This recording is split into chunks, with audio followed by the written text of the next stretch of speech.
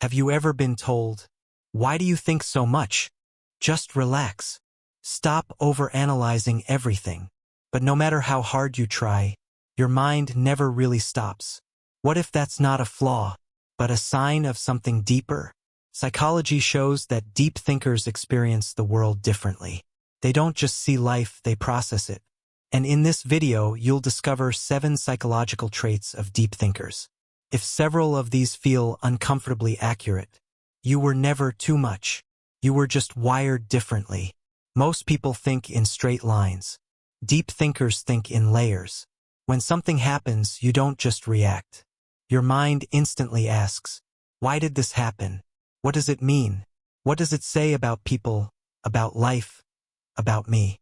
Psychologists call this depth of cognitive processing. Your brain naturally looks for patterns, causes, and meaning even in small moments. That's why simple events can feel heavy, because your mind doesn't stop at the surface. For many people, silence is relaxing. For deep thinkers, silence is stimulating. The moment external noise disappears, your internal world turns up the volume. Thoughts replay, memories resurface, unanswered questions demand attention. This happens because deep thinkers have a highly active default mode network, the brain system responsible for reflection, imagination, and self-analysis.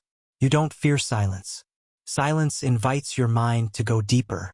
Deep thinkers often feel first and understand later. An emotion can hit you without a clear explanation. A sudden heaviness, a quiet sadness, a wave of nostalgia with no obvious trigger. Psychology links this to emotional sensitivity paired with high reflection.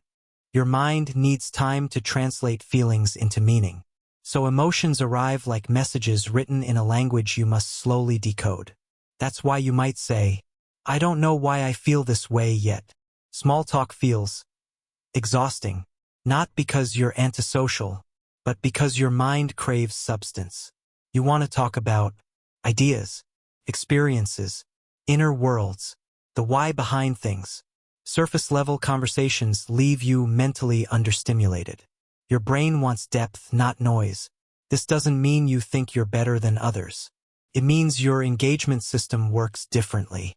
Deep thinkers mentally revisit moments again and again, not to torture themselves, but to understand.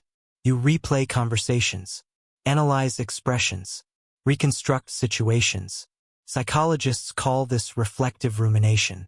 Unlike anxious overthinking, this type of mental replay is driven by curiosity and meaning-making. But when unchecked, it can drain you, because your mind refuses to let experiences remain unfinished. Deep thinkers often feel like they don't quite fit anywhere, not because they lack confidence, but because their inner world is richer than most external spaces allow. You may feel misunderstood, emotionally ahead of your environment, like you're watching life instead of rushing through it. This creates a quiet sense of distance, even in crowds. Psychology suggests deep thinkers live more internally than socially.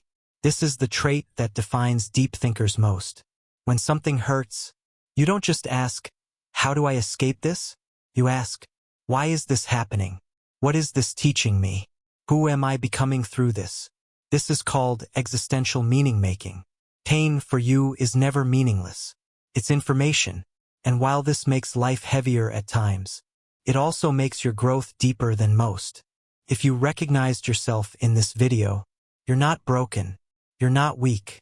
You're not overthinking life. You're someone whose mind refuses to live on autopilot. Deep thinkers don't just exist. They interpret existence.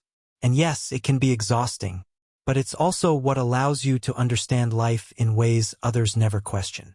Now I want to ask you something honestly. Backhand index pointing right, which trait described you the most? Or did you see yourself in all of them? Tell me in the comments. And if this video felt like it understood you, you're not alone here.